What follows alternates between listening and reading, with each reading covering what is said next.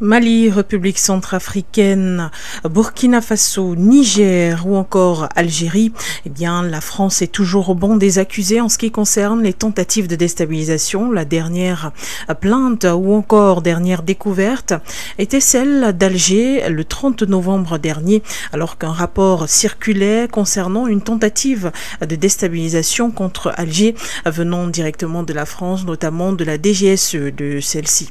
Eh bien, pourquoi la France s'en sort-elle toujours? C'est l'une des interrogations que nous mettrons sur la table du regard panafricain. Nous essaierons d'avoir le regard panafricain de notre invité sur cette question après maintes tentatives de déstabilisation et déstabilisation actées sur le territoire africain. Qui pour arrêter la France? Comment l'arrêter à l'ère du panafricanisme engagé pour la souveraineté? On en parlera dans ce programme. D'armes chimiques aussi, on en parle sur le territoire ukrainien dans cette guerre menée contre Moscou sur le territoire de Kiev. On en parlera après la mort d'un commandant sur cette terre. Notre invité n'est nul autre que le docteur Dalvaris Ngoudiou. Il est économiste et géostratège. Merci d'être là avec nous dans le cadre de cette émission Regard panafricain ce soir. Bienvenue. Bonsoir Madame Bégoudé, bonsoir aux techniciens de For You Media et un bonsoir particulier aux millions de téléspectateurs de For You Media. Merci pour l'invitation. Merci d'être avec nous ce soir. On démarre les échanges juste après cette transition.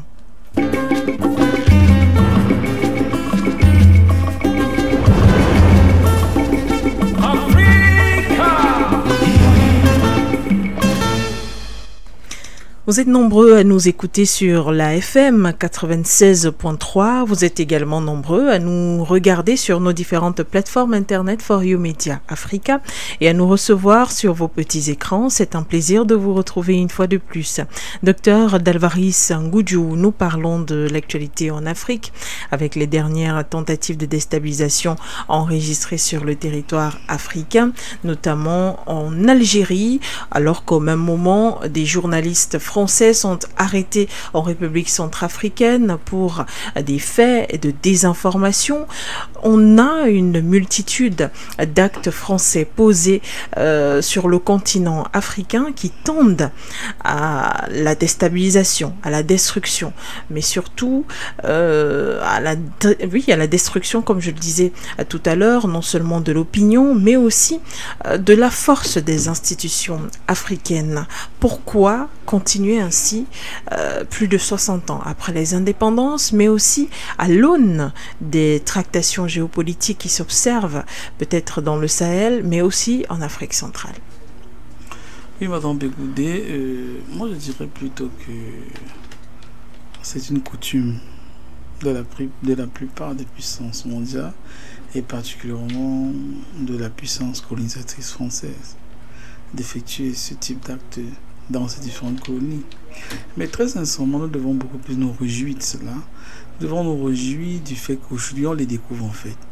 Et c'est un baromètre qui devrait nous permettre, c'est un thermomètre qui nous permet de jauger la température, de savoir que les réalités d'aujourd'hui sur le continent africain ne sont pas les mêmes réalités d'il y a quelques années.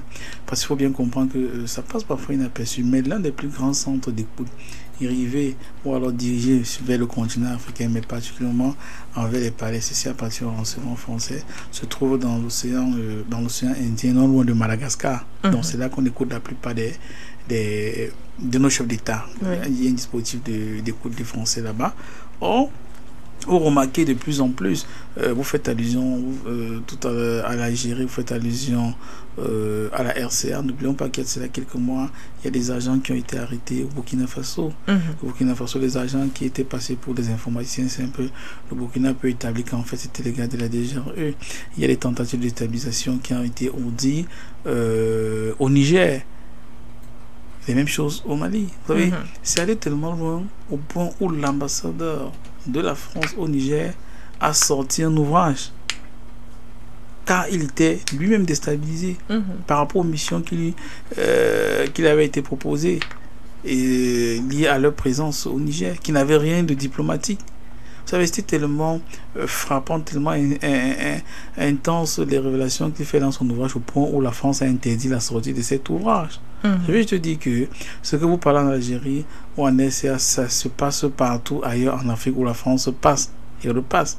Mais ce n'est pas une nouveauté, parce que ce sont des choses qui sont toujours passées.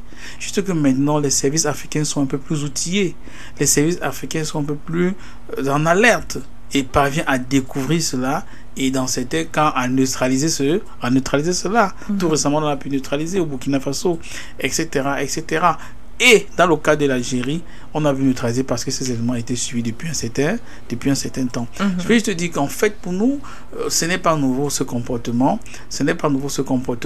Mais le fait, c'est triste, c'est à dénoncer, parce qu'il faut bien comprendre que il y a de cela à peine quelques temps, le président Macron appelait l'Algérie un partenaire des décennies, des relations, etc., gravées dans les roches. Mais on n'espionne pas un partenaire de cette manière. Pire, parce qu'il faut bien comprendre ce que l'Algérie reproche aux Français. L'Algérie reproche aux Français d'avoir essayé de recruter les djihadistes. Or, nous savons que dans les années 90, les djihadistes ont participé. Parce que c'est encore au début là, ça n'existait pas encore trop le terrorisme. Ces gars, on les appelait les gars du GIA, le groupe islamique armé, qui était dans le désert algérien et qui participaient à faire des attentats, qui à Alger, qui en Kabylie, qui est dans beaucoup de régions en Algérie. Et il y a beaucoup, vous savez, l'armée algérienne, avec le soutien de la Fédération de Russie, a pu faire face à ce terrorisme-là, mais surtout à neutraliser ces gars-là. Et le renseignement intérieur algérien reproche justement aux Français, à certains attachés français à l'ambassade, d'essayer de recruter ces djihadistes. Or, si on recrute les djihadistes, c'est pas pour aller s'aimer des fleurs. Si on recrute les djihadistes, c'est pas pour aller dans un jardin d'enfants. Si on les recrute, c'est pour atteindre des objectifs. Ça veut dire c'est pour les utiliser. Et pour ces djihadistes de ces zones-là, puis il faut bien comprendre, ces gars qui sont dans le désert, la plupart ont une expérience de combat. Non seulement parce qu'ils ont combattu le gouvernement algérien dans les années 90, notamment sur Abdelaziz Bouteflika, mais aussi et surtout parce que certains de ces gars ont une expérience de combat en Libye. Ils ont participé d'une manière ou d'une autre à la chute du colonel Kadhafi. Donc, ils ont une certaine expérience de combat. Donc, si on recrute ces types de personnes, ce n'est pas pour s'aimer les carottes, ce n'est pas pour s'aimer les salades, c'est parce qu'on veut l'utiliser. Et cela, peut-être qu'il y a une variable encourageante avec ce qui se passe aujourd'hui en Syrie. Parce qu'on remarque bien que les djihadistes qui ont été recrutés par la Turquie et un certain nombre de puissances sous-régionales ont été utilisés pour pouvoir faire partie de Bachar al-Assad. Je vais dire que l'Algérie a raison de reprocher cela à la France, parce qu'elle estime que si on recrute ces personnes, c'est qu'on est en train de planifier soit des attentats, soit une déstabilisation du régime qui se trouve à Alger. C'est ce qui a été toujours fait par la France pendant des années, mais aujourd'hui, les services africains parviennent à détecter cela à temps. Et donc, moi je pense que c'est un tout autre honneur, mais ce n'est que la face visible de l'iceberg. C'est les choses qui étaient juste sous la mer, qu'on ne voyait pas, on voyait un tout petit bout, mais la France a toujours procédé de cette manière-là. Tant mieux pour nous si aujourd'hui les services parviennent à découvrir cela. Et puis vous parlez particulièrement de l'actualité en Algérie, où le gouvernement a attesté de preuves qui montreraient la France en mouvement justement dans le recrutement de ces terroristes-là, pour la plupart qui ont déjà purgé leur peine. Certains ont décidé de jeter les crampons du terrorisme, mais ils sont à nouveau rappelés. D'autres sont recrutés au Niger, par exemple, pour déstabiliser l'Algérie, pour déstabiliser également les pays voisins de l'AES. Mais Dr Ngoudjou, aujourd'hui, une Algérie ou encore une République centrafricaine qui crie au loup en voyant la France agir dans l'ombre. Est-ce que ce n'est pas un peu l'ironie du sort quand on se rend compte que les tensions diplomatiques, les ruptures diplomatiques, elles vont en dents de scie, et la plupart du temps on se serre la main, on se serre le coude plus tard avec des financements, des appuis budgétaires globaux et tout ce qui va avec? Puis c'est pourquoi, comme les spécialistes le disent, toute forme modèle est une forme d'aliénation. D'une manière ou d'une autre, si vous tendez la main à certaines personnes, ils se disent qu'ils peuvent dominer sur vous. Même si vous ne le dites pas ouvertement, c'est ce qu'ils font. Prenons juste le cas ici chez nous. Vous savez, il y a une branche de la Banque mondiale à Aid qui travaille avec les Américains. Les Américains en ont créé une copie qui s'appelle USAID. Ouais, USAID pratiquement partout dans nos campagnes, au village, avec des véhicules, avec des drapeaux américains qui officiellement sont des ONG qui sont censés apporter de l'aide, mais qui dans la réalité cartographient les tréfonds de notre pays. En fait, c'est ça de l'espionnage, en fait. C'est ça de l'espionnage qui, en cas de nécessité, peut être utilisé contre nous. Donc, pour dire que oui, effectivement, quelque part, certains, on peut même citer le cas de la Centrafrique et beaucoup de pays sur le continent africain, c'est que dans certains cas, on espère être indépendant, on espère être souverain, mais tout en continuant de tendre la main de l'autre côté, espérant des subsides qui peuvent permettre de faire face ou de boucler notre budget. Ça, c'est un paradoxe qui n'est pas acceptable, qui n'est pas tolérable. Si vous estimez que vous pouvez être totalement indépendant, vous devez éviter de tendre la main ailleurs. Oui. Et cela nous ramène à un fait d'espionnage. Je vous rappelle, il y a quelques décennies, l'histoire des poupées russes, des célèbres poupées russes. Bon, lors des visites officielles aux États, à Moscou, les officiels américains, après la visite, ont reçu des poupées russes. Ils étaient extrêmement contents de rentrer avec les poupées russes. Tous sont rentrés avec les poupées à Washington, même dans le bureau du président. Au bureau ovale, il y en avait. Juste que chacune de ces poupées était truffée de micros et de caméras. C'était net, c'était un cadeau. Mais juste que c'était un cadeau qui pouvait être utilisé autrement. Avec un double revers. Oui, j'ai pas besoin de revenir. Vous connaissez l'histoire, même l'histoire même des États-Unis, l'histoire fondamentale des États-Unis. Les États-Unis, les habitants, la plupart des habitants qui y sont ne sont pas les Américains de souche. Car les États-Unis, c'était les Amérindiens, ce qu'on appelle les peaux rouges, qui y vivaient. On les trouve encore aujourd'hui un peu au Canada, les Inuits. Mais comme ils étaient extrêmement nombreux, extrêmement ingénieux, quand les Européens sont arrivés, notamment les Anglais et les Espagnols, il fallait les neutraliser. Et pour les neutraliser, on les a fait exactement comme on fait aujourd'hui avec nos populations. On leur a apporté une forme d'aide. Dans le cas des Amérindiens, on leur a donné, puisqu'il faisait froid parfois, on leur a donné des couvertures. Juste que c'était des couvertures qui étaient empoisonnées, qui de la variole, qui des puces, etc. etc. Oui. Ils ont commencé à se gratter le corps, la plupart sont morts. C'est les éléments qui ont participé à neutraliser la population, à réduire la population amérindienne jusqu'au peau de chagrin. Aujourd'hui que pratiquement les États-Unis, c'est pratiquement européen, c'est totalement européanisé, parce qu'ils ont pu neutraliser avec cette aide-là des populations qui étaient de souche. Donc pour dire que même au niveau de nos États, oui, c'est vrai, il y a cette question d'espionnage, mais toujours c'est paradoxal que dans certains cas, on veut toujours tendre la main, on veut toujours tout recevoir, ou recevoir une bonne partie des choses de l'étranger. Alors que la vraie indépendance acquiert par la liberté surtout de refuser, remarquez, ou de ne pas recevoir. Vous avez pu remarquer que quand il y a eu des coups d'État, les militaires, quand le général Goïta est arrivé au pouvoir, beaucoup de pays leur donnaient quelques semaines parce qu'ils ne devaient pas payer les fonctions, ils ne devaient pas. Oui. Que ce soit la Centrafrique, que ce soit le Burkina ou même le Niger et tout le reste. Rappelez-vous qu'en fait, il avait été dit qu'il ne pouvait pas boucler le budget. Puisqu'en fait, tous ces différents pays comme le Cameroun, on a des lignes budgétaires qui n'attendent que certaines ne sont que des dons, certaines sont que c'est pas des aides étrangères. Et justement, les puissances, notamment la France, estiment que pour nous faire des sanctions, parfois il faut enlever cette ligne budgétaire, cette assistance à notre budget, pour boucler notre budget. Mais le Mali a survécu sans ces lignes budgétaires. Le Niger a survécu sans cela. Le Burkina est en train de suivre sans cela. En d'autres termes, on peut se passer de cela. Et vous avez pu remarquer que dans certaines situations, notamment, puisqu'en fait, quand Touadéra était beaucoup plus tourné vers la Fédération de Russie, la France aussi a supprimé ses lignes budgétaires. Mais la France est en train de revenir petit à petit. Ils estiment que non, vraiment, on veut encore vous redonner cette ligne budgétaire-là. Oui. Parce qu'elle se rend compte qu'on peut vivre sans cela. C'est-à-dire, au fur et à mesure, comme un enfant, vous êtes habitué à lui donner, je ne sais pas quoi, un yaourt le matin, c'est bien pour lui. Mais au fur et à mesure que vous refusez, première fois, il va se fâcher, deuxième fois, c'est difficile. Ensuite, comment trouver des alternatives. D'ailleurs, il va se passer du yaourt, soit, et quand il va aller dans la cour de récréation, il va prendre une sucette, je ne sais pas quoi, pour pouvoir remplacer cela. Et à un moment, quand vous allez lui parler du yaourt, le yaourt n'aura plus d'effet sur lui, puisque son corps, son mental, son psychisme, son tsuke, comme le disent les latins, lui a permis de se passer de cela. Et c'est pas ça qu'on se comprend. Oui, dans notre pays, sur notre continent, c'est vrai, de la main droite, on fait du bavardage, on se plaint de l'espionnage, alors que de la main gauche, on demande des aides. C'est triste pour nous. Vous avez pu remarquer, pour sortir, on fait un clin d'œil à nos amis chinois. Quand vous savez, le siège de l'Union africaine est totalement conçu par des Chinois. Vous avez entendu parler de la question de l'espionnage des Chinois. Pourquoi? Parce que, comme j'ai pu voir ça aussi à Dakar au Sénégal, les Chinois ils ont construit le siège. Ils sont eux qui ont tout procuré, les ordinateurs, tout le matériel que vous utilisez.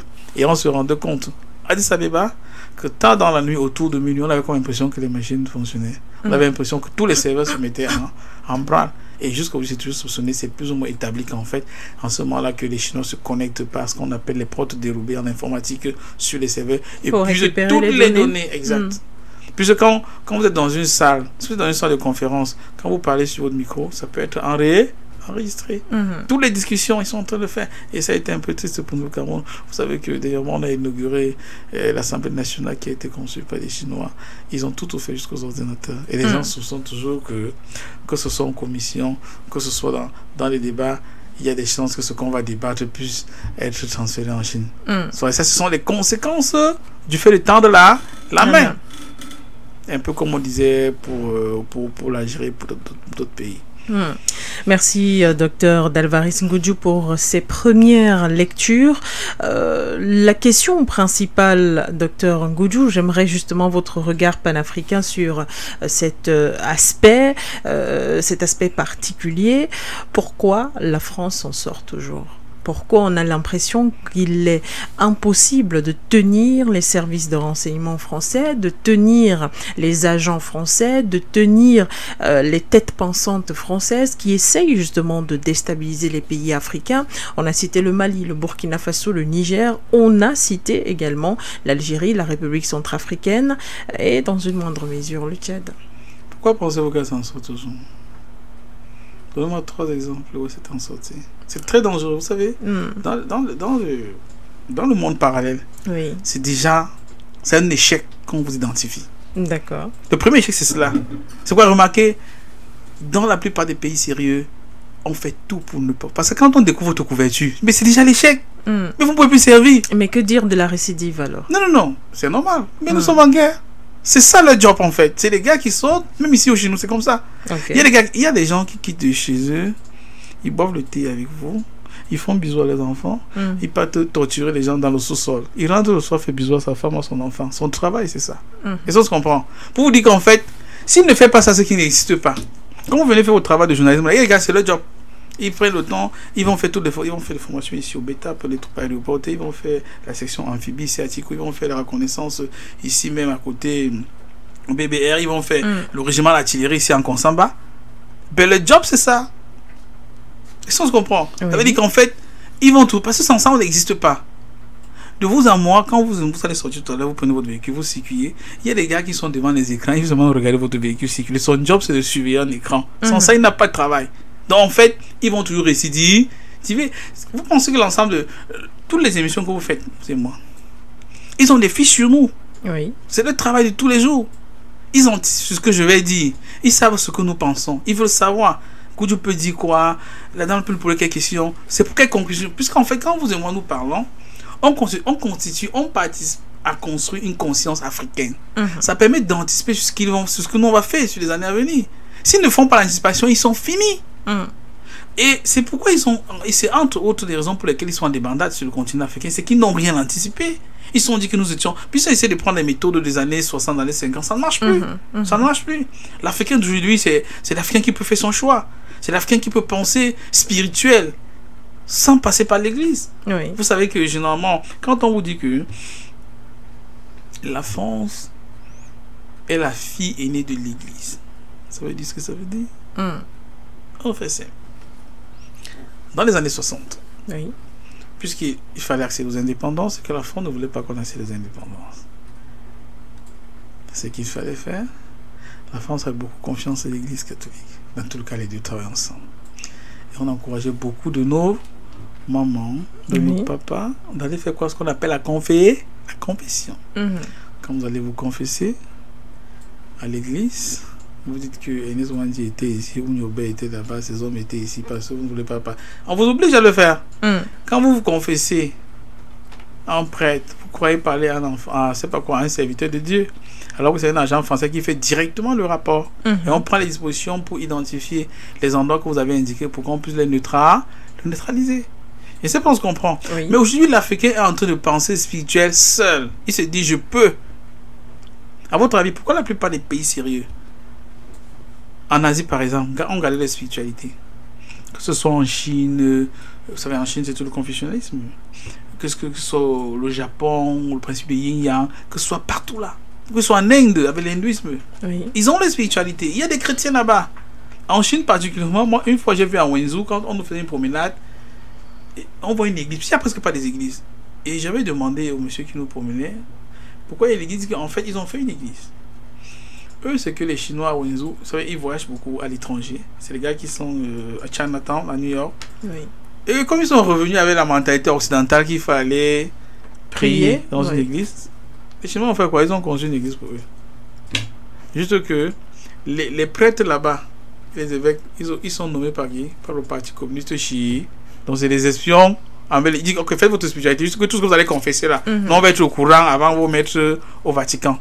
Donc je vais dire que quelque part, la structure, la mentalité africaine, pour les grandes puissances, il y a un travail qui est fait pour connaître cela avant. Oui. La plupart des gars, quand vous avez, je crois que vous avez remarqué tout récemment, à Yaoundé, c'est un petit fait divers, une dame qui viendrait de Oxford, qui essayait de prendre une maison à louer, le monsieur de départ.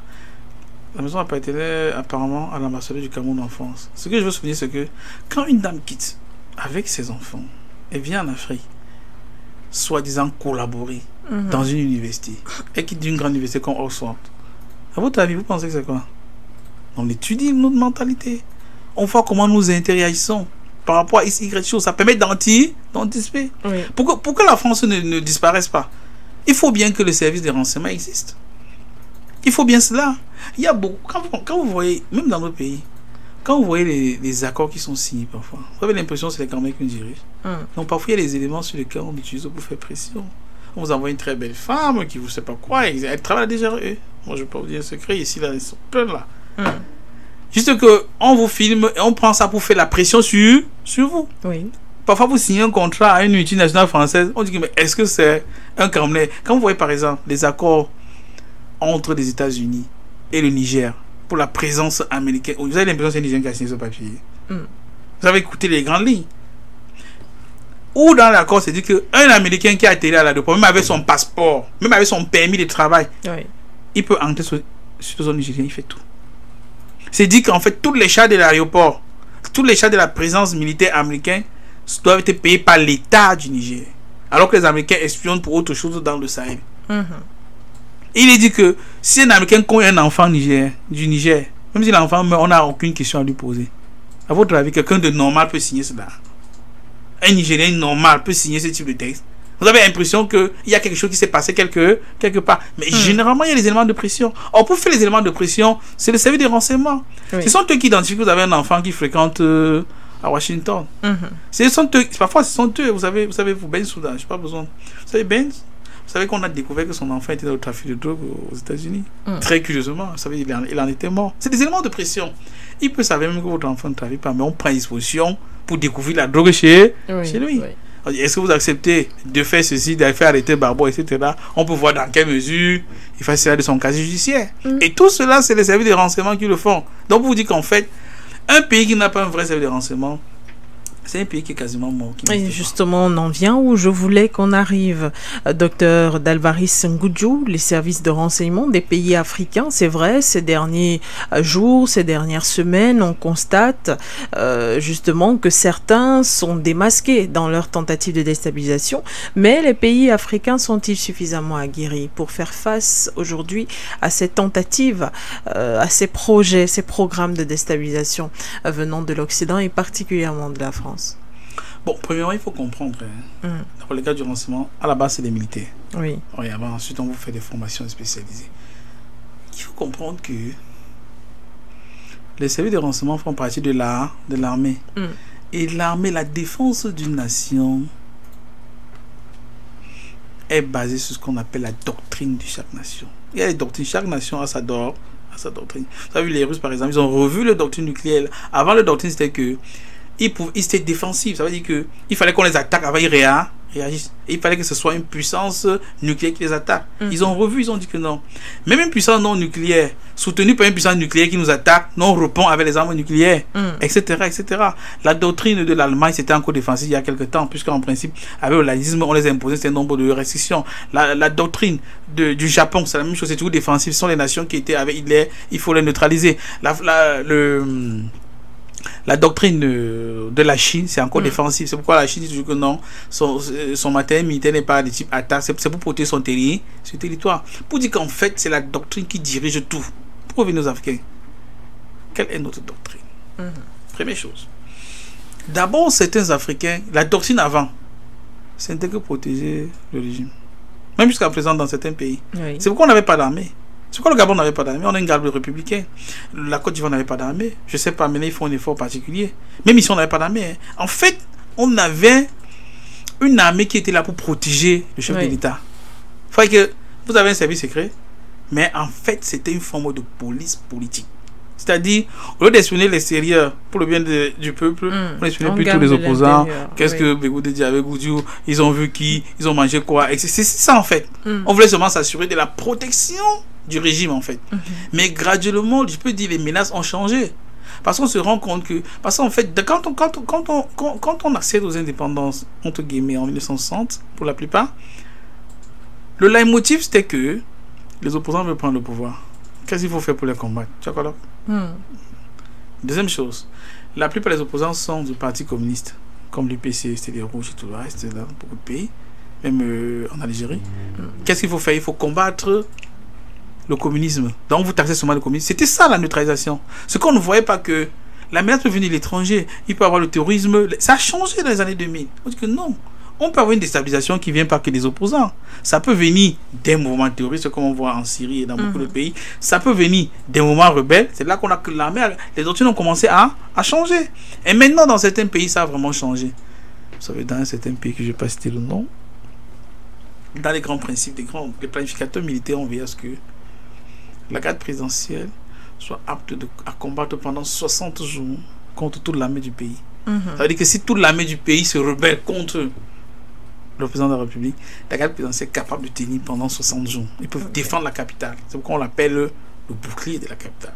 C'est leur slogan. Donc pour dire que oui, la doctrine est en train d'évoluer. Maintenant, moi je suis de ceux qui pensent que du fait des nouveaux défis, on essaie de diversifier, on essaie de changer. Vous avez vu, avec le terrorisme, avec Boko Haram, avec tout ce qui se passe, etc., etc. Les contenus disent qu'on n'est pas obligé de surveiller un opposant là aussi qui est ici à Bonaparte. On peut le voir à tout moment. Le vrai problème pour nous se trouve à l'extrême nord. Car si ces gars-là descendent, ça va être un problème. Donc moi, je pense qu'il y a certains pays qui sont un peu plus outillés. Aujourd'hui, là, les pays comme... de l'AES, ils sont extrêmement outillés en matière militaire, en matière d'écoute. Parce que la menace est... La menace peut venir d'ailleurs. Oui.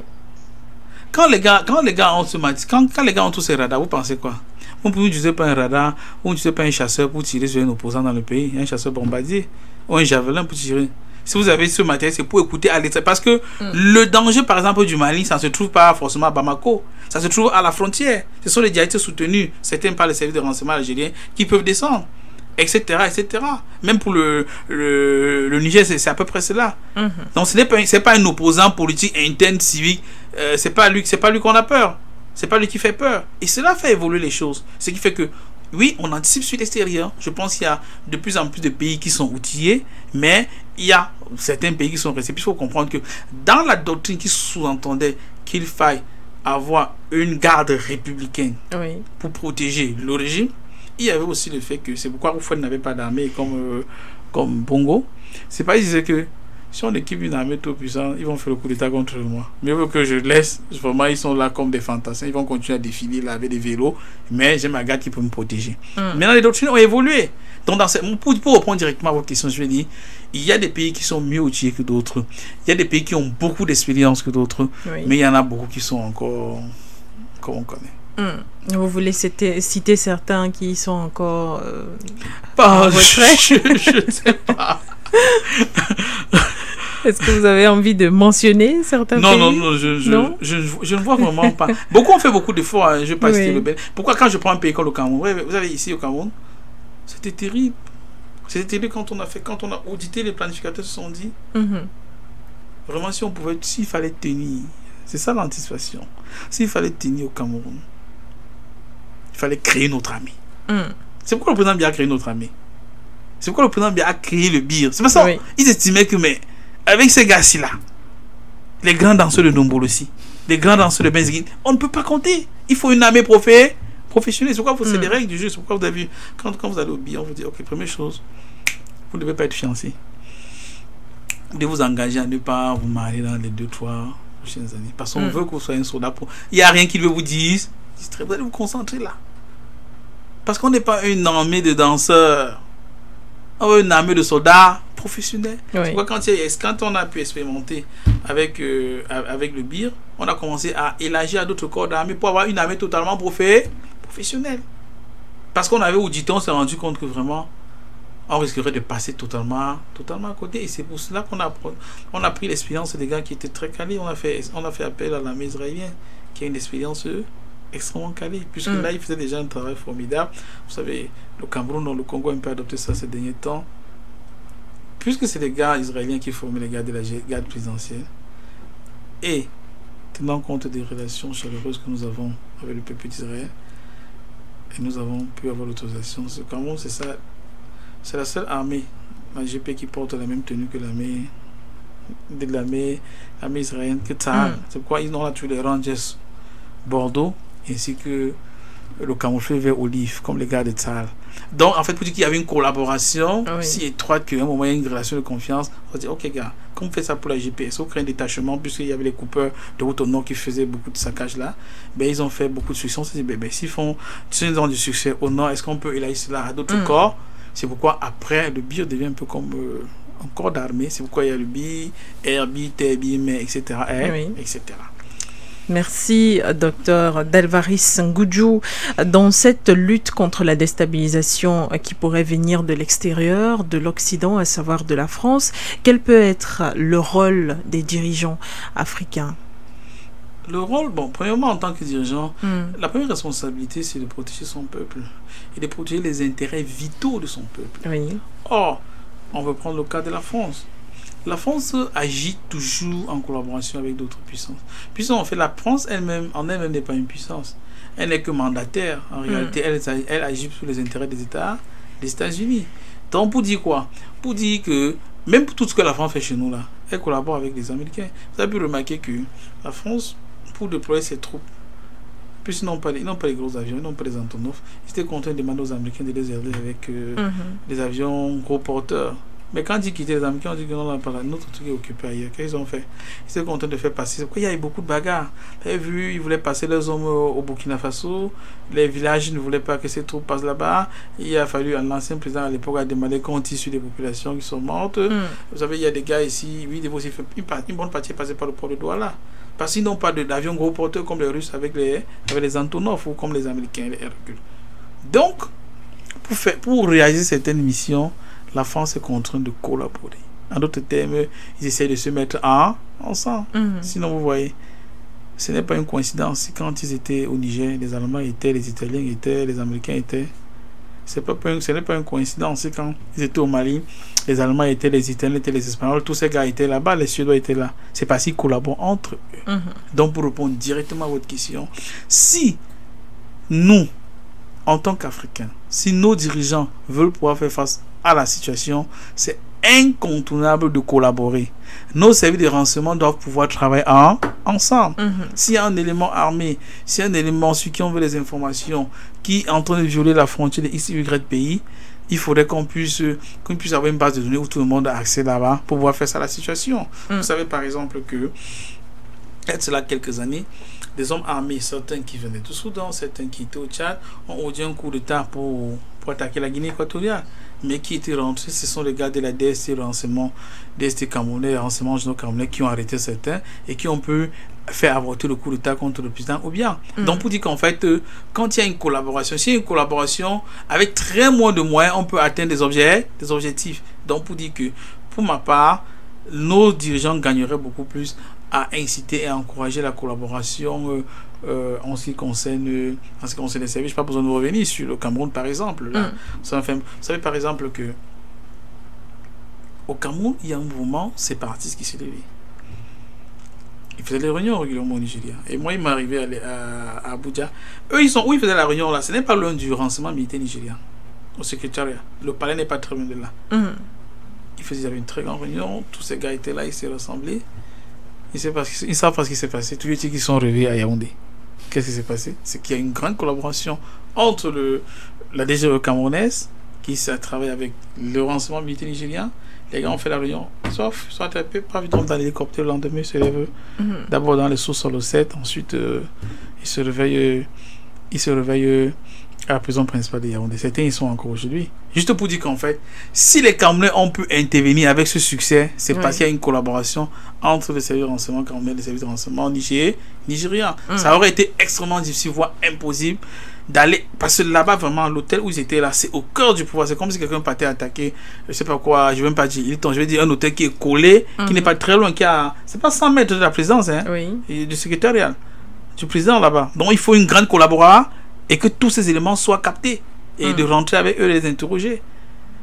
Si vous avez pu le faire, les mettre dans l'hélicoptère et rentrer avec eux au Cameroun, ça veut dire qu'il y a des choses probablement qui vont se passer si vous collaborez. Ça va être très très difficile si chacun va vouloir agir seul de son côté. Agir seul de son côté, et encore pire s'il y a des pays bas arrière. Difficilement on peut collaborer avec un pays qui est considéré comme une base arrière. Je prends un simple exemple. Par exemple, le Mali se retrouve attaqué et depuis la Côte d'Ivoire, et j'imagine mal le schéma d'une collaboration entre le renseignement malien et le renseignement ivoirien. Justement, ce qu'on dit, vous savez, quand on a la doctrine est aérienne. Oui. Mais la doctrine est suivie des missions. C'est-à-dire que, ok, voici ce que nous pensons. Maintenant, il faut agir. On va agir comment?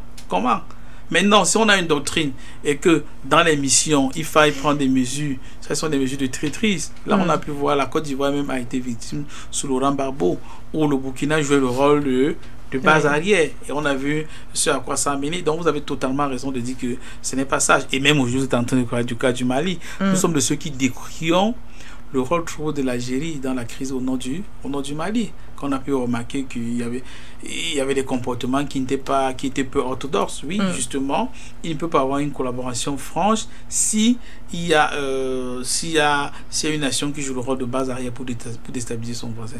Vous ne pouvez pas permettre à une personne d'accéder à vos ressources, à vos serveurs, si vous estimez qu'elle joue un jeu trouble, quoi. Donc c'est un peu cela. Merci, Dr Delvaris Ngudjou, pour cette lecture apportée sur ce premier sujet. Eh bien, nous en reparlerons peut-être dans d'autres programmes. Avec vous, on a essayé un peu de faire le tour entre l'attitude que devraient avoir les dirigeants, l'attitude des différentes armées, mais aussi la question de savoir pourquoi la France semble s'en sortir et pourquoi elle récidive. À présent, peut-être sans transition, abordons la dernière thématique qui est à l'ordre du jour dans cette émission. Dr Delvaris Ngudjou, il y a de cela quelques jours, on annonçait la mort du commandant, on va le dire comme ça, des armes chimiques russes sur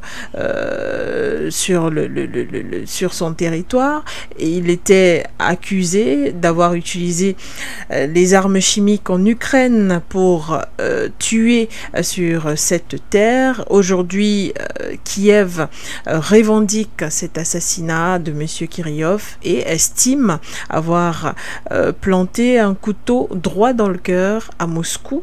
Peut-être avec vous, on essaiera de comprendre pourquoi l'importance de cet assassinat ou encore de la chute de Kirillov sous la main de l'Ukraine, d'après bien sûr les revendications. Toujours est-il que nous parlons d'armes chimiques, nous parlons d'invasion de ce côté, nous parlons d'une guerre menée contre Moscou sur le territoire ukrainien, nous parlons aussi de soutien à l'Ukraine, que ce soit militaire, que ce soit financier ou encore disons simplement sur le plan de la guerre. Première interrogation, docteur Dalvaris Ngoudjou, sous quel prisme est-ce que vous mettez l'assassinat de M. Kirillov revendiqué aujourd'hui par l'Ukraine, compte tenu du contexte actuel? Très sincèrement, Madame Begoudé, de mon sentiment le plus profond, je pense que le décès de Igor Kirillov, c'est un échec. C'est un échec pour la Fédération de Russie. Et c'est un grand trophée pour l'Ukraine. C'est un échec. C'est un échec d'abord parce que, d'abord, la personnalité de Kirillov, quand même, est général de corps d'armée. Puis c'était la sorcellerie. Il est général de corps d'armée. Il n'est pas général de brigade. Oui. Il n'est pas général de division. Il est général de corps d'armée. Diplômé d'une très grande école à Moscou. Oui. L'Académie des forces bactériologiques. Pire, il est quand même jeune. 54 ans, c'est... Il est jeune, puis Ouais. en tant que général de corps d'armée, il est jeune à 54 ans. En réalité, l'avenir de l'armée russe, c'est entre les mains. C'est entre les mains. Il est conscient de sa mort. Un général de corps d'armée qui circule avec une Camry, une Toyota Camry sans blindage. Je vous assure, j'ai utilisé une Toyota Camry de ce type-là. Oui. Ça fait beaucoup d'années. J'ai dit Petit Goudjou au Cameroun. Ça fait beaucoup d'années. Et quand même, un général de corps d'armée, sans cortège, sans la protection. négligence, selon vous? Moi, je dis, c'est un échec. Que ce soit négligence ou pas, c'est un échec pour nous. Pour la Russie, dans tous les cas. Pourquoi? Premièrement, il y a de cela quelques années. En fait, d'abord, vous savez, en Russie, les hautes personnalités, il y a un service qui les protège. Le FSO. Service fédéral de protection. Avant ça, il y avait le KGB, Comité pour la sécurité de l'État. Et il y avait une division, puisque le KGB n'était pas en division, première, deuxième division, États-Unis, Allemagne, Occident. C'est pourquoi Poutine était affecté en Allemagne de l'Est. Là-bas, il y avait la 11e division. La 11e division, ça avait la responsabilité de protéger les hautes personnalités russes. C'est ce que les Français ont copié. Ils ont créé la DPHP, la Direction de protection des hautes personnalités. Oui. Je veux dire, il y a tout un détachement qui assure la protection des hautes personnalités.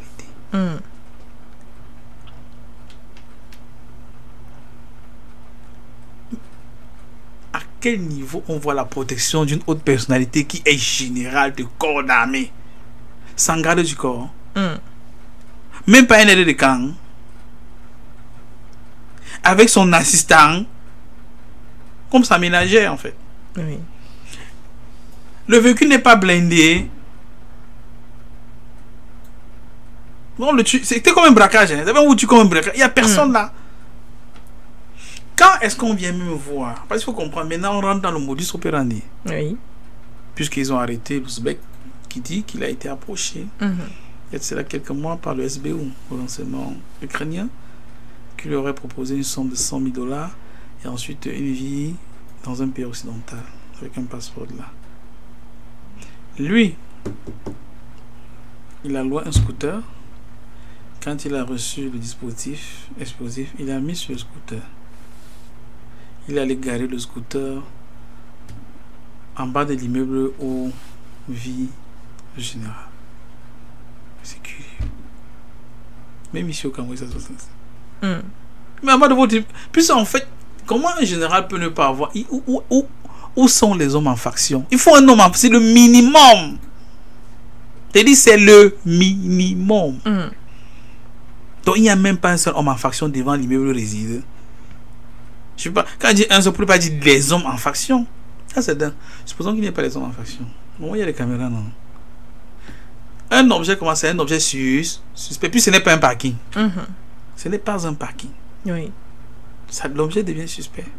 Ça a mis le temps qu'il... Et vraiment, c'est tellement... Moi, je dis, il vit au-delà du scooter qu'il a mis avec, je crois qu'ils ont dit 200 tonnes... Non, 200 kilos de TNT. C'est assez léger. Si c'est assez léger, ça veut dire que le blindage, il n'y en avait pas. Et ça, on se comprend. Ça veut dire que tout le monde peut atteindre ça. Mais de l'autre côté, il a loué un véhicule. Sur le véhicule, il a mis une caméra qui était connectée en temps réel. Vous pouvez sur votre téléphone, vous lancer un appel vidéo. Et ça envoie les images, c'est pas... En Ukraine, dans tous les cas. J'oublie le nom de la ville. Et puis, c'est les gars voyaient en temps réel. Donc, quand le général est venu garer, ils ont déclenché. C'est-à-dire, vous ne voyez pas qu'il y a un objet suspect. Un scooter. Vous ne voyez pas qu'il y a un véhicule suspect là-bas, en face, depuis des heures, qui est en train d'attendre. Il n'y a pas d'homme en faction. Vraiment. Je dis, moi, sincèrement, moi, je me pose des questions. Je me pose des questions. Comment ça n'existe pas? Je veux dire, il n'y a pas de protection, pas de sécurité, pas de réponse. Je dis que c'est d'abord un échec. Est-ce qu'on se comprend? On a comme l'impression qu'on a facilité la tâche aux Ukrainiens. Parce que c'est trop facile. Tout le monde pouvait atteindre Kirillov. Et justement, je m'apprêtais à vous relancer pour mener à bien une telle mission. Il faut avoir observé justement les habitudes de vie du général Kirillov et comprendre qu'il est à la merci finalement de ses détracteurs, à la merci de ceux qui voudraient sa mort justement dans le SBU. Oui, mais justement c'est parce qu'il y a des failles. Il n'y a rien là. Kirillov, il n'a rien. Tout le monde pouvait le faire. J'ai dit, un petit microbe au Cameroun pouvait le faire. Est-ce que tu comprends? Oui. Si vous voulez d'abord avec une Toyota, sérieux, une Toyota Camry, même sans blindage, pire, même un gars qui est outillé en renseignement, vous ne pouvez pas rouler en tant que chauffeur. Vous venez garer le véhicule près d'un objet qui est suspect. Vous ne garez pas là-bas. La sécurité de l'immeuble, même seulement, même ici au Cameroun, on ne peut pas venir garer votre vélo, même devant un immeuble là. Monsieur, ne garez pas. C'est pourquoi les gars là disent, on ne gare pas là-bas, s'il vous plaît. Et c'est la raison pour laquelle devant certains immeubles, il y a des bandes rouges et blanches pour dire qu'on ne gare. Si vous voulez, allez au parking. Allez au parking. Moi, je pense que là-bas, la sécurité russe était vraiment proche de nul. Vraiment proche de nul. Si on peut dire un général de corps d'armée, vous voyez tout ça, gars. Aucun premier cercle de sécurité, aucun deuxième cercle, aucun troisième cercle, rien de chez rien. Même les gardiens, il n'y en a pas. Il était abandonné à son sort. Bon, lui aussi s'est abandonné à son sort. Ça, il faut le dire. Vous savez, comme on dit, la sécurité de tous et des chars, vous veillez d'abord sur vous. Parce que quand vous êtes un général corps d'armée, c'est vrai, il y a le FSO qui a la sortie de vous protéger, mais vous-même vous protégez, vous avez vos hommes. Tout la sortie de vous protéger. Etc. Il y a les hommes qui ont la responsabilité même de vous protéger. Etc. Moi, je pense quelque part aussi, vraiment, il y a eu beaucoup de négligence. Il y a eu beaucoup de négligence. J'écoutais le président Poutine ce matin. Je pense qu'il y a beaucoup de négligence. On va dire que le SBU a fait, mais on a facilité la tâche. C'est comme si vous avez votre argent, vous allez mettre un billet de 10 000 en route, vous espérez qu'on ne va pas voler. C'est que même le gars du SBU qui passait, qui n'avait pas l'intention. C'est si facile que ça. Parce que c'est vraiment trop facile. Ce gars même n'est pas un professionnel. Eux donnaient les instructions, seulement il exécutait. Oui. Il exécutait. Et pire, c'est pas ça. Le pire, c'est qu'il permet à quitter sur les lieux. Ce n'est pas un attentat suicide. Le gars n'a pas les gratinues. Il quitte sur les lieux, il va. On l'arrête plutôt après. Ok, la caméra de a vu tout ce qu'il faisait, ensuite il est parti. Mais la caméra n'a quand même pas vu qu'il venait mettre un scooter. La caméra n'a pas vu le véhicule. Rien. Pardon. Sincèrement, j'ai Docteur Goudjou, on sent justement votre indignation. D'ailleurs, vous n'êtes pas le seul. Ça reste très inquiétant et ça suscite justement l'interrogation. Certaines langues ont estimé que peut-être finalement le défenseur du Kremlin, comme celui-ci se faisait appeler, ou encore le porte-parole du Kremlin, a été à un moment peut-être un caillou dans la chaussure de quelqu'un. Peut-être pas de la Russie, mais de quelqu'un. D'où cette négligence, cette confiance en soi. Peut-être pensait-il être sous une protection qui n'était pas mise en place, justement. Là, c'est possible. Pour Caillou, vous connaissez ses faits d'armes. Le général Igor Kirillov, premièrement, avant l'Ukraine, ça il a travaillé avec la Russie. Oui. Il a travaillé avec la Syrie. Il a fait quelque chose de formidable. Il est parmi ceux qui ont participé à ce que Bachar Assad soit encore au pouvoir. Pourquoi? Première chose, les casques blancs que vous connaissez qui étaient mis en place par le MI6, les Anglais, utilisaient des armes chimiques contre leurs propres partisans en Syrie, accusent Bachar al-Assad. Ça fait un prétexte, puisque en fait, comme les Américains sont tous ce qu'ils sont, ils avaient fixé la ligne rouge quelques jours avant, disant que la ligne rouge pour bombarder Assad, c'est qu'il utilise l'arme chimique. Curieusement, quand une mission de l'ONU est à Damas, on dit une fois que non, on a utilisé l'arme chimique sur les Syriens et que c'est Bachar al-Assad. Et tout était, le cocktail a été réuni pour assassiner Assad. Et c'est lui qui conseille à Poutine de dire, bon, il démontre d'abord premièrement que Obama était prêt à donner l'ordre qu'on assassine Assad. C'est lui qui dit à Poutine, premièrement, il donne toutes les preuves que ce sont les casques blancs qui ont fait cette mise en scène. Mais surtout, il fait une solution qui change radicalement le cours du conflit. Il propose à Poutine de dire à ça. Les Russes, ils font la médiation. Ok, nous proposons de détruire tous les armes chimiques qui se trouvent en Syrie. C'est ça qui sauve la vie à Assad à ce moment-là. Effectivement, officiellement, ils disent qu'ils ont détruit tous les armes chimiques, même si on sait que Kirillov a veillé à ce qu'ils puissent toujours en avoir. C'est-à-dire, en fait, il est un chaos puisque le gars, il a fait l'académie chimique de Moscou. Il est très calé dans ça. Et surtout, vous savez, son rôle est extrêmement et très important dans l'armée russe. Lui, en cas de conflit chimique, c'est lui qui a la responsabilité de protéger tous les militaires, tous les politiques, tous les décideurs. Donc Vladimir Poutine, c'est sa responsabilité de protéger l'armée de toutes les attaques chimiques, bactériologiques, biologiques. C'est une très lourde responsabilité. C'est pour ça qu'il représente aujourd'hui un trophée pour l'Ukraine. Oui, un très grand trophée. Un très grand trophée. Je quitte même là. Ça, c'est le cas de la Syrie. Oui. On vient en Ukraine. C'est lui qui démontre, c'est lui qui découvre, quand il envoie ses éléments à Mariupol, dans les Assyries, à Mariupol. Ce sont ces troupes qui découvrent que les Américains ont des laboratoires chimiques à Mariupol, qu'ils font des tests. Ils font surtout, c'était particulier, c'est qu'ils découvrent même, puis il est capable d'analyser cela, ils découvrent que les Américains font des tests sur les génomes ethniques. C'est-à-dire que les Américains sont en train de mettre en place des produits chimiques qui peuvent sélectionner qui ça va tuer dans la population. Il y en avait pour les Slaves. C'est-à-dire, il y a des armes qu'on peut injecter dans l'univers, ça ne tue que les Slaves, des types russes, des types, etc. Il y en avait même, pire. Il est allé même, vous savez que le fils de Biden est très lié à ces laboratoires-là. Et nous, on avait avoué ça. Pire, c'est Kirillov dit que, puisqu'ils sont arrivés à Mariupol, en Ukraine, ils n'ont pas pu le temps de remballer tout ce qui était dans le laboratoire. Les Russes sont tombés sur beaucoup de résultats que Kirillov a analysés avec ses hommes. Et il dit que les Américains ont déménagé beaucoup de laboratoires. Or, vous savez que la loi américaine ne permet pas que les Américains font des recherches sur les armes bactériologiques et biologiques sur le sol américain. C'est illégal. Où est-ce que les Américains sont partis avec cela? Et ils sont partis en Afrique. Vous savez qu'il a cité le nom d'un pays que vous connaissez très bien, où on fait le Guadalquipin. Il a cité le nom du Cameroun. Beaucoup de pays là, il a dit les Américains ils ont mis des laboratoires là-bas. Et vous savez qu'il y a cela quelques années, les Américains ont tout fait parce qu'ils veulent envoyer 100 ou 200 hommes au Cameroun. C'était vraiment, si je ne me trompe pas, je crois que c'était sur l'aéroport de Ngaoundé. Je ne sais pas s'ils sont toujours. Ça a commencé à faire, comment on peut accepter ce type de choses? Il y avait le Nigeria, le Cameroun, il y a un certain nombre de pays là qui a sorti la liste, disant que dans ces pays on fait des études sur les génomes humains, c'est-à-dire les gars sont en train de mettre en place des types d'armes qui ne peuvent tuer que les noirs. Vous savez, petite histoire. Vous savez que quand on crée le virus du sida, c'est d'abord pour les noirs. On a testé ça où? À Harlem, au quartier noir de New York. C'est après que ça s'est bon, on dit ben, on peut plus contrôler cela, mais on étudie le génome pour que ça ne peut tuer que la population, ça ne peut tuer que la population noire. C'est Kirillov qui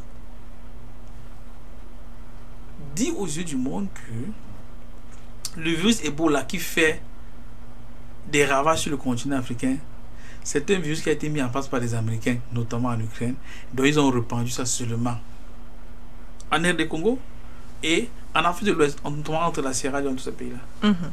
C'est lui, c'est Kirillov qui le dit. Avec des preuves à l'appui. Les Américains ne peuvent pas laisser passer ça. Ils ne peuvent pas laisser passer cela.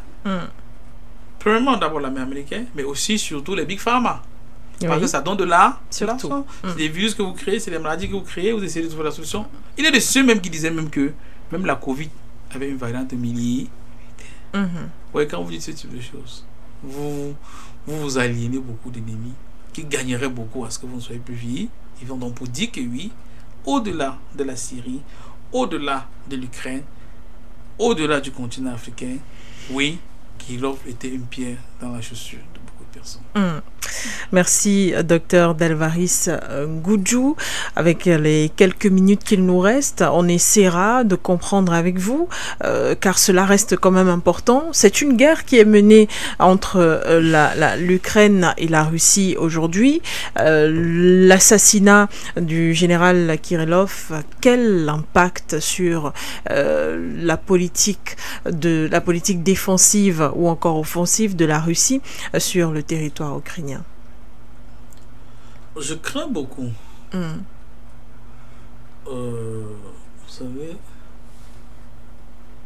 savez l'histoire de la Première et la Deuxième Guerre mondiale, particulièrement de la Première Guerre mondiale. Il y a les causes lointaines, il y a les causes proches. Oui. Parmi les causes proches, il y a une seule balle qui avait été tirée par un individu sur le prince héritier de l'Autriche en Hongrie et qui a déclenché la Première Guerre mondiale. Moi, je pense pour ma part que les Russes ont fixé beaucoup de lignes rouges et les Occidentaux les ont violées. Je crains que ça puisse être une ligne rouge de trop. Vous savez, il y a des journalistes qui ont été tués en Russie. Vous vous rappelez Doukina? On essayait de tuer son père qui est l'un des théoriciens de Vladimir Poutine. Et je crois qu'il avait toujours un véhicule Toyota. Un véhicule Toyota. Ce n'était pas un Camry cette fois-ci. Non, c'est pas un Camry. Elle avait un véhicule Toyota, je crois que c'est un Land Cruiser. Et les gens, ils ont mis l'explosif en bas, ils l'ont suivi. Ils ont mis l'explosif, c'était pas pour elle. Ils ont mis l'explosif en bas du véhicule. Le véhicule de son père, elle était sortie avec le véhicule de son père. Une jeune journaliste très belle comme vous. Merci. Très jeune. Mais comment vous allez tuer une fille parce que son père a des opinions politiques qui ne sont pas les vôtres? On a arrêté son père, on l'a tué. À mon avis, c'était les lignes rouges. Ça, c'est de deux. Rappelons-nous, il y a quelques mois, des terroristes, toujours sous influence du renseignement ukrainien, partent à Moscou. Des femmes et des enfants qui partent regarder un concert au Crocus. Oui. Des gens mettent des explosifs. Des gens tuent des femmes et des enfants. Des gens font couler le sang un week-end. Ce sont des lignes rouges. Mais je crains beaucoup que la mort du général Igor Kirillov soit une ligne rouge qui peut avoir des conséquences. Mais, connaissant un peu la mentalité slave, moi, à mon avis, je pense que pour le moment, les forces qui sont au pouvoir actuellement aux États-Unis sont en train de vouloir pousser la Russie à faire un faux pas et utiliser cela comme prétexte. Pour que demain, quand Trump va être au pouvoir, ça puisse être une patate chaude entre les mains. Parce que si on pousse la Fédération de Russie à lancer des attaques, ils ont commencé à livrer les missiles à TMS, à frapper, etc. Les Russes freinent toujours de tous les faire.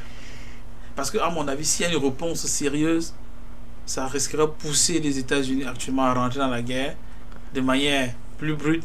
Et ça va être très, très difficile que quand Trump prenne le pouvoir, qu'il puisse rentrer en arrière. Moi, je vois pour ma part que actuellement, le président Vladimir Poutine va continuer de freiner les fers jusqu'à ce que Trump, dans quelques semaines, soit au pouvoir et qu'il voit les tendances. Mais s'il agit avec des émotions comme certaines personnes, on peut prendre des mesures qui vont être extrêmement désastreuse.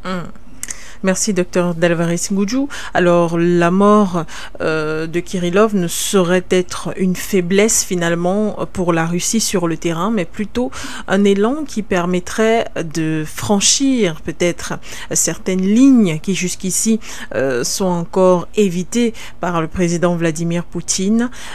Si jamais il franchissait cette ligne, ce serait, vous l'avez dit tout à l'heure, une patate chaude entre les mains de Donald Trump. C'est en tout cas ce que s'accorde à dire l'opinion panafricaine. Le président russe Vladimir Poutine le disait encore ce matin lors de cette conférence de presse bilan Vladimir Poutine. Il est prêt à discuter avec l'Ukraine. Il est impatient de discuter avec le nouvel exécutif américain. Qu'est-ce qui pourrait ressortir? Le président Poutine était clair ce matin. Il a dit ce que beaucoup pensent. Puisqu'en fait, quand on lui pose la question, les journalistes occidentaux, généralement, ils ont en tête ce que l'Ukraine a, ce que les Américains ont, c'est qu'ils veulent une trêve. Oui. Une trêve, c'est une manière de geler le camp. Poutine dit, nous ne voulons pas de trêve. Nous voulons la paix. Donc on veut résoudre le conflit une fois pour toutes. Oui. Parce que geler le conflit, ce n'est que permettre une trêve à l'Ukraine de mieux s'armer, ensuite de réattaquer. De relancer plus tard. Ouais. Donc il veut la paix. Maintenant, comme Trump dit qu'il peut pacifier la situation il avait dit 24 heures. Bon, souvent ça va être peut-être pas 24 heures, mais en quelques semaines ou quelques jours. Oui. Espérons qu'il puisse avoir une rencontre entre Poutine et Trump. Donald Trump, oui. C'est vrai que j'ai eu dit que le président Trump aurait envoyé, il a envoyé un de ses envoyés, excusez la tautologie, à Kiev pour essayer de faire des propositions à Zelensky, qui n'est plus légitime puisque le mandat est fini depuis mai 2024. Oui. Déjà, nous sommes bientôt en 2025 en principe, donc il n'est plus légitime. Bon, espérons qu'il pourra accepter les propositions de Trump et que surtout que la Russie accepte cela, parce qu'il faut que le Poutine est encore clair ce matin. C'est qu'ils acceptent de négocier premièrement sans condition, deuxièmement tenant compte de l'esprit de négociation d'Istanbul, mais surtout troisièmement tenant compte des réalités sur le terrain. Donc on va tenir compte de cela. Et s'ils peuvent accepter cela, je pense que ce serait une bonne chose. Merci, Dr Dalvaris Ngudju. C'est toujours très passionnant de discuter de géostratégie avec vous, mais malheureusement, le temps passe. Le temps passe et nous sommes parvenus à la fin de ce programme Regard panafricain, où vous avez justement apporté de votre expertise panafricaine. Je vous remercie. C'est moi qui suis honoré de faire l'émission avec vous.